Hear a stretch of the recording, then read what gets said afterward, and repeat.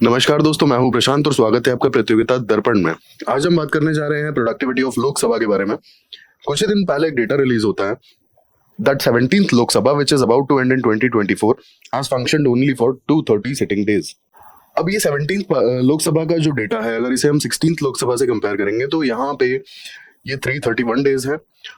और एक यहाँ पे इंपॉर्टेंट बात ये है कि 16th लोकसभा अभी तक की लोएस्ट सिटिंग डेज वाली लोकसभा है, जिसने पूरे के पूरे 5 साल कंप्लीट किए हैं। अब अगर हम 17th लोकसभा की बात करते हैं तो यहाँ पे हाल फिलहाल में 230 सिटिंग डेज इन्होंने कंप्लीट तो किए हैं और इनके टेन्योर में अभी भी 1 साल बाकी है। 2024 में इनका टेन्योर खत्म होना है, लेकिन 1 साल में इनके पास सिर्फ और सिर्फ 58 सिटिंग डेज हैं। अगर ये सारे के सारे भी यूटिलाइज किए जाते हैं तब भी सिर्फ और सिर्फ 288 सिटिंग डेज ही कंप्लीट होंगे, यानी कि 17th Lok Sabha lowest sitting days utilise करने वाली लोकसभा बनने जा रही है। अब अगर यहाँ पर हम डेटा देख लें number of sittings in each Lok Sabha, तो कुछ यहाँ पर लोकसभा ऐसी हैं जिनका पूरा 5 साल का टेन्योर कंप्लीट नहीं हो पाया किसी रीजन के कारण से, या फिर टेन्योर कुछ 5 साल से ज्यादा तक एक्सटेंड हो गया। और नॉर्मल केसेस जहाँ पे 5 साल का पूरा टेन्योर जो है कंप्लीट हुआ है, अब देखेंगे कि अब तक ये जो डेटा है सिटिंग डेज का, ये गिरता ही चला रहा है कंसिस्टेंटली। 13th, 14th और 15th, 16th इन चारों का लगभग आसपास ही है, लेकिन इसके बावजूद भी 16th लोकसभा सिर्फ और सिर्फ 331 सिटिंग डेज यूटिलाइज कर पाई थी और 17th लोकसभा उससे भी कम सिटिंग डेज वाली लोकसभा बनने जा रही है। अब हम परफॉर्मेंस की बात कर लेते हैं 17th लोकसभा की। सबसे पहले आता है बजट सेशन। अब 2023 के बजट सेशन की खास बात यह है कि 1952 से अगर कंपेयर करें तो ये छठा सबसे छोटा बजट सेशन रहा है।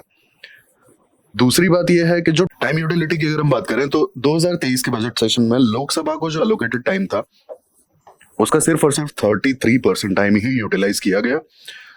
और ये फिगर जो राज्यसभा के केस में है ये सिर्फ 24% है। 24% टाइम जो एलोकेटेड है, सिर्फ उस टाइम का 24% ही यूटिलाइज किया गया बजट सेशंस में राज्यसभा के द्वारा।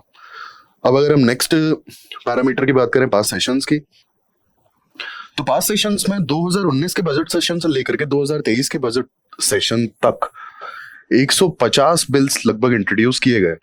लेकिन यहाँ खास बात यह है कि पिछले 4 सेशन को अगर स्पेसिफिकली बात की जाए और उन पर नजर डाली जाए तो 10 से भी कम बिल्स इंट्रोड्यूस किए गए हैं। अब प्रोडक्टिविटी की बात कर लेते हैं।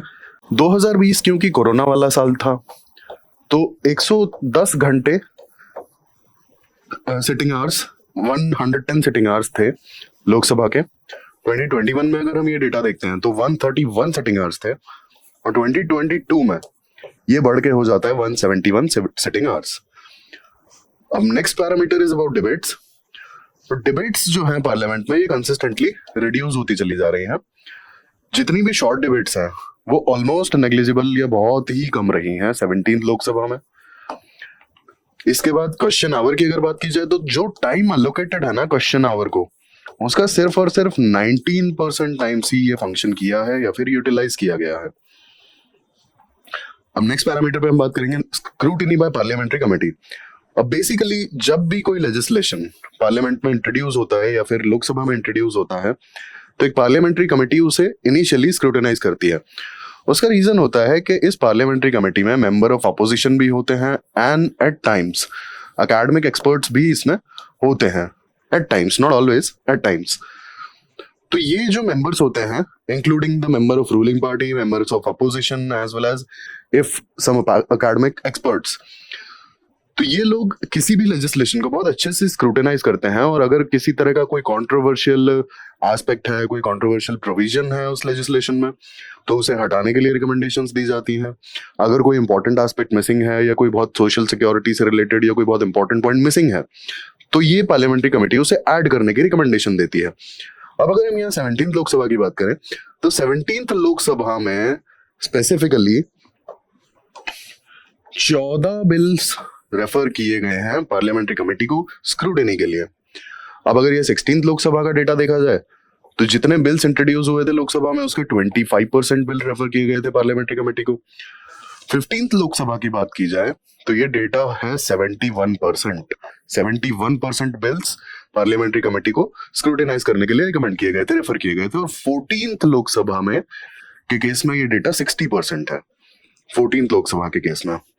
तो आप डिस्क्रिपेंसी देख सकते हैं, 14 bills, only 14 bills, not even 14%, 25% 71%, 60%।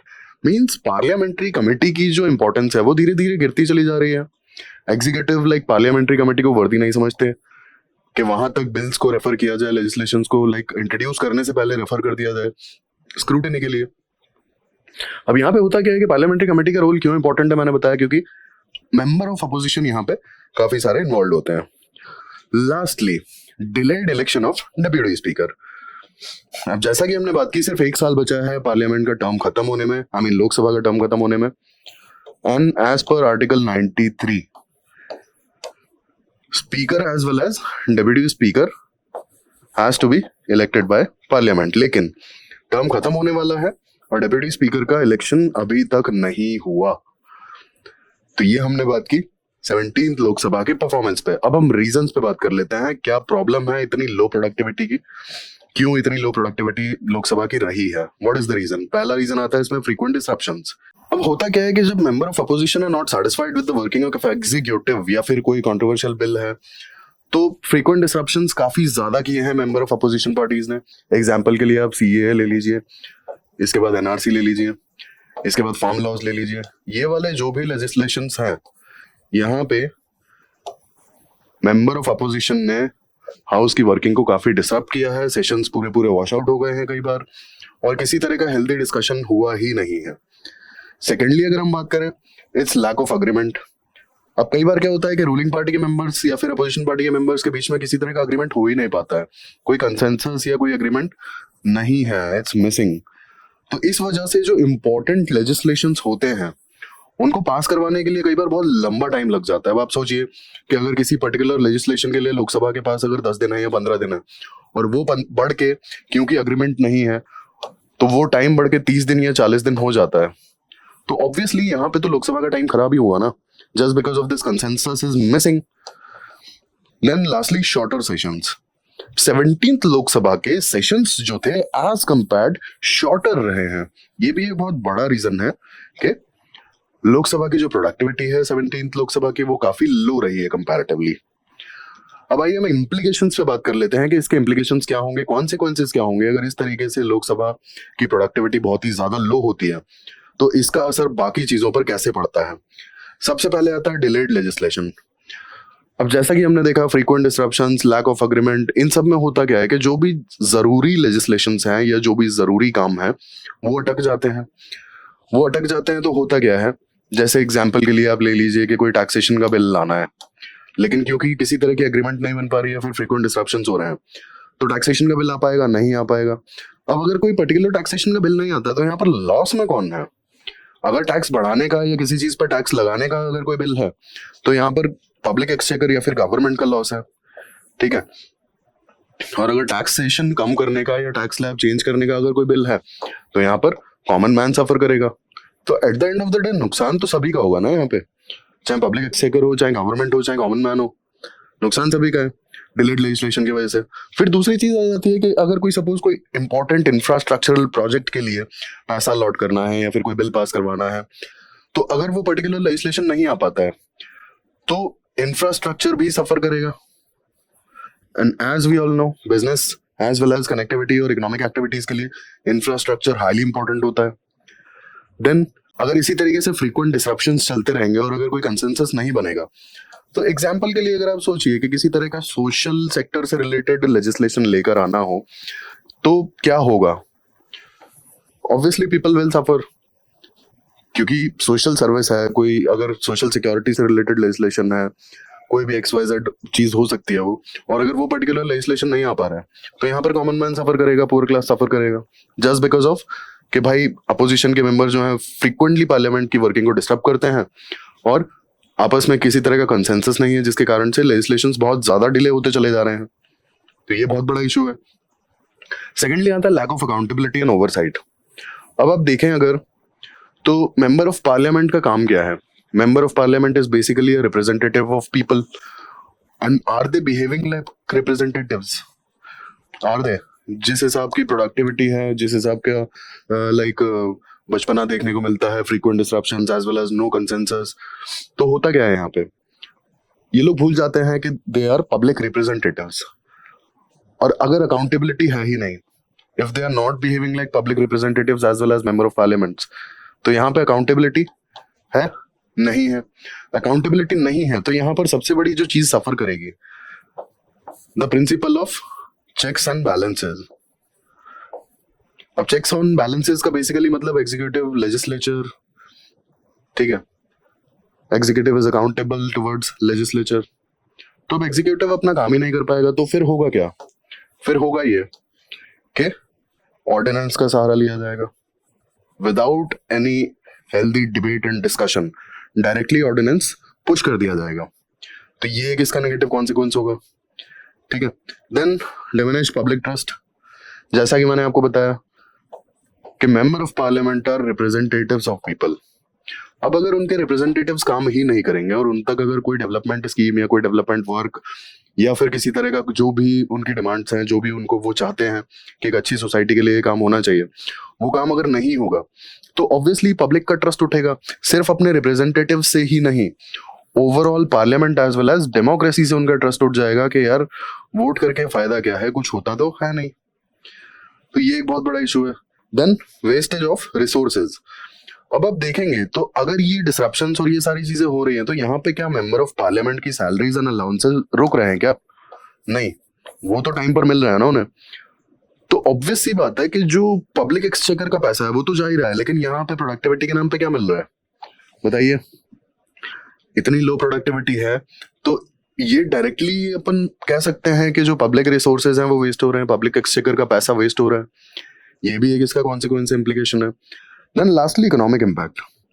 Economic impact हमने जैसी बात की थी कि अगर इंफ्रास्ट्रक्चर है, टैक्सेशन है, सोशल सिक्योरिटी नेट से रिलेटेड कोई स्कीम्स हैं, अब ये सारे अगर लेजिस्लेशंस हैं, इंपॉर्टेंट लेजिस्लेशंस हैं, अगर इन पे हेल्दी डिस्कशन नहीं होगा, हेल्दी डिबेट्स नहीं होंगी, कंस्ट्रक्टिव क्रिटिसिज्म नहीं होगा, तो ये वाले जो बिल्स हैं ये शायद बहुत परफेक्ट नहीं होंगे और इनके कॉन्सिक्वेंसेस हो सकता है बाद में देखने को मिले विदाउट एनी डिबेट्स। अगर डायरेक्टली काम हो जाएगा तो ऑर्डिनेंस के थ्रू या जैसे भी, तो ये जो इकोनॉमिक इम्पैक्ट्स हैं कि भाई लॉस ऑफ टैक्सेशन होगा, लॉस ऑफ पब्लिक मनी होगा, लॉस ऑफ पब्लिक एक्सचेकर होगा बेसिकली। क्योंकि अगर इंफ्रास्ट्रक्चरल प्रोजेक्ट बिना किसी कहना चाहिए स्क्रूटिनी के अगर ला दिया जाता है, या फिर अगर टैक्सेशन से रिलेटेड कोई लेजिस्लेशन है बिना किसी डिबेट और स्क्रूटिनी के ला दिया जाता है, तो at the end of the day government यानी कि पब्लिक एक्सचेकर का पैसा तो अलॉट किया जा रहा है ना वहाँ, और वो अगर फ्रूटफुल नहीं हो रहा है तो फिर फ्रूटफुल नहीं हो रहा है तो इकोनॉमिक इम्पैक्ट्स तो इसके बहुत बड़े बड़े देखने को मिलेंगे ही ना, ऑब्वियस सी बात है। इसके बाद एक और चीज अगर आप यहाँ देखेंगे इकोनॉमिक इम्पैक्ट्स में, तो अगर इस तरीके से पार्लियामेंट वर्क करता है तो इन्वेस्टमेंट कैसे आएगी? Specifically we are talking about FDI. अब जब पार्लियामेंट में इतनी ज्यादा टर्मोइल है, ऑपोजिशन और लाइक जो रूलिंग पार्टी है they are behaving like enemies, तो फिर एफडीआई कैसे आएगी? क्योंकि कोई भी लाइक फॉरेन इन्वेस्टर अपना पैसा ऐसी जगह पे डालना चाहेगा जहां पे पॉलिटिकल स्टेबिलिटी हो। कोई भी इन्वेस्टर अपना पैसा ऐसी कंट्री में या ऐसी जगह पर नहीं डालता जहां पर पॉलिटिकल अनस्टेबिलिटी हो। एग्जाम्पल के लिए मैं आपको बताऊं, अगर आज आपसे कोई बोल दे कि आप यूएसए में अपना पैसा इन्वेस्ट कर दो, आप नहीं सोचोगे एक भी बार के मुझे क्यों इन्वेस्ट नहीं करना चाहिए। आपके हाथ में पैसा होगा, आप directly you will go and invest. But अगर मैं यही आपसे कह दूं कि आप सीरिया या फिर आप ईरान में अपना पैसा डाल दीजिए जाके, आपके पास सबसे पहला क्वेश्चन आएगा क्यों डालो यहाँ? जितनी पॉलिटिकल अनस्टेबिलिटी है, सिविल वॉर की सिचुएशन है, यूएस के सैंक्शंस हैं, I don't think it's a good idea. ठीक है, हो सकता है कि आपको प्रोज एंड कॉन्स पता भी ना हो, लेकिन आपको जो बेसिक चीजें पता है कि सीरिया में सिविल वॉर है, ईरान पे यूएस के काफी ज्यादा सैंक्शंस हैं, तो ऑब्वियस ही बात है कि आप यहाँ पैसा अपना डालना ही नहीं चाहोगे। तो ये यहाँ पर भी तो दिखेगा ना, इंडिया के केस में भी। आप सोचिए कि पार्लियामेंट ढंग से फंक्शन नहीं कर पा रहा है, अपोजिशन और रूलिंग पार्टी के बीच में किसी तरह का एग्रीमेंट और कंसेंसस नहीं है, हेल्दी डिबेट्स नहीं होती हैं, तो इसका मतलब क्या है कि बहुत ज्यादा अच्छी डेमोक्रेसी की इमेज बनती है क्या? जो पार्लियामेंट है उसकी भी तो इमेज खराब होती है, और अगर इमेज खराब होती है तो उसका इकोनॉमिक इम्पैक्ट क्या होगा? कि जो एफडीआई है, एफडीआई जिस लेवल पे आ रहा था उस लेवल पे आएगा नहीं, वो भी तो इम्पैक्ट होगा ना, पूरे सेशंस वॉश आउट हो जाते हैं। तो ये जो चीज है ये कहीं ना कहीं एक अच्छी डेमोक्रेसी, एक हेल्दी डेमोक्रेसी इंडिया में एग्जिस्ट करती है, ऐसा तो बिल्कुल भी नहीं दिखा रही है। तो ये हमने बात की इम्प्लीकेशंस पे। अब हम वे फॉरवर्ड पे बात करेंगे कि इसका वे फॉरवर्ड क्या हो सकता है। बेसिकली हमें एक पार्लियामेंट्री कल्चर को, पार्लियामेंट्री डेमोक्रेसी के कल्चर को रीइन्विगोरेट करने की जरूरत है। जो मेंबर ऑफ पार्लियामेंट है उन्हें ये फील होना चाहिए कि they are representatives as well as representative of people, their region, their constituency, as well as they are also representatives of healthy democracy, which is India. ये चीज समझना बहुत जरूरी है. अपने पॉलिटिकल मोटिव्स के चलते एक पार्लियामेंट जैसी जगह को लाइक वॉकआउट कर जाना बिना किसी डिबेट के, और बीच में तो कुछ इश्यूज आए थे, जैसे 2-3 इंसिडेंट अगर आपको याद हो, पेपर स्प्रे वाला इंसिडेंट, इसके बाद ये गाली गलौज वाला इंसिडेंट, कुर्सी वुर्सी मार रहे हैं, तो ये जो चीज है like at times people do behave like hooligans, but ये होना नहीं चाहिए. बिकॉज पार्लियामेंट्री डेमोक्रेसी का मतलब है कि सबको बोलने का अधिकार है, चाहे वो रूलिंग पार्टी हो चाहे वो अपोजिशन पार्टी हो, ठीक है. और कंस्ट्रक्टिव क्रिटिसिज्म, अगर किसी चीज में, किसी लेजिस्लेशन में, किसी गवर्नमेंट के एक्ट में, एग्जीक्यूटिव के एक्ट में अगर कोई कमी है तो उसे कंस्ट्रक्टिवली क्रिटिसाइज किया जाए. That's what is healthy democracy. One sided चीजें नहीं चल सकती हैं कि पार्टी को, मतलब रूलिंग पार्टी को लगा कि नहीं भाई हम तो फुल मेजोरिटी में है, वी कैन डू एनीथिंग. वो नहीं हो सकता, क्योंकि वो पार्लियामेंट्री डेमोक्रेसी या फिर हेल्दी डेमोक्रेसी का साइन तो नहीं है ना. सेकेंडली, एक constructive dialogue as well as debate का कल्चर होना चाहिए. अब जैसे हमने देखा 17th लोकसभा के केस में कि जो डिबेट्स हैं, डिबेट्स डिक्लाइन करती जा रही हैं, डिबेट्स होती ही नहीं है बहुत ज्यादा. और स्पेसिफिकली जैसे हमने देखा था क्वेश्चन आवर का केस, क्वेश्चन आवर का केस बेसिकली कि यहाँ पे 17th लोकसभा में सिर्फ और सिर्फ 19% टाइम ही यूज किया गया है, जो अलोकेटेड है उसका 19% टाइम ही यूटिलाइज कर पाए हैं. अब क्वेश्चन आवर, अब सोचिए कि एग्जीक्यूटिव जो भी काम करता है इस पे मेंबर ऑफ पार्लियामेंट जो है क्वेश्चंस पूछते हैं, ठीक है, एंड एग्जीक्यूटिव यानी कि मिनिस्टर्स को, कैबिनेट मिनिस्टर्स को आंसर करना पड़ता है. अब यहाँ पे अगर क्वेश्चन पूछेंगे ही नहीं मेंबर ऑफ पार्लियामेंट, तो एग्जीक्यूटिव मतलब cabinet ministers and executive answer किसको देंगे? किसी को नहीं. तो यहाँ पे फिर अकाउंटेबिलिटी का क्या, अकाउंटेबिलिटी कैसे आप, मतलब होता है एग्जीक्यूटिव को अकाउंटेबल, जो हमारा कॉन्स्टिट्यूशन कहता है executive is accountable towards legislature. तो ये वाली जो अकाउंटेबिलिटी है ये कैसे आप एग्जीक्यूट करेंगे, कैसे इंप्लीमेंट करेंगे? यही तो एक तरीका है ना कि एग्जीक्यूटिव क्या कर रहा है ये मेंबर ऑफ पार्लियामेंट्स को पता होना चाहिए. और मेंबर ऑफ पार्लियामेंट्स को पता है तो दे विल आस्क क्वेश्चंस कि ये क्यों हुआ, और ये वाला जो इशू है ये आप क्या कहना चाहेंगे इसके बारे में. तो question hour basically accountability enforce करने के लिए बहुत जरूरी है. और question hour, healthy debates, constructive dialogue, constructive criticism, ये सारी चीजें एक अच्छी हेल्दी डेमोक्रेसी के साइन है, जो कि इनकलकेट करना बहुत ज्यादा जरूरी है. इस कल्चर को बढ़ावा देना बहुत ज्यादा जरूरी है. जैसा कि हम देख रहे हैं कि हेल्दी डिबेट्स होती नहीं है, कंस्ट्रक्टिव क्रिटिसिज्म और कंस्ट्रक्टिव डायलॉग्स मिसिंग है. क्वेश्चन आवर टाइम जो अलोकेटेड है उसका लाइक 20% 19% टाइम ही यूटिलाइज किया जा रहा है. तो ये चीजें गलत डायरेक्शन में जा रही हैं.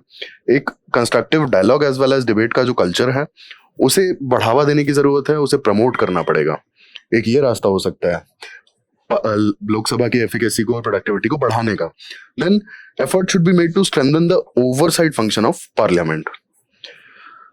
तो ये हमने डिस्कस किया वे फॉरवर्ड, और हमने बात की कि जो लोकसभा है 17th लोकसभा, उसकी प्रोडक्टिविटी कम होती जा रही है, उसके रीजंस के बारे में जाना, उसके इम्प्लीकेशंस के बारे में जाना, और वे फॉरवर्ड के बारे में भी हमने बात की.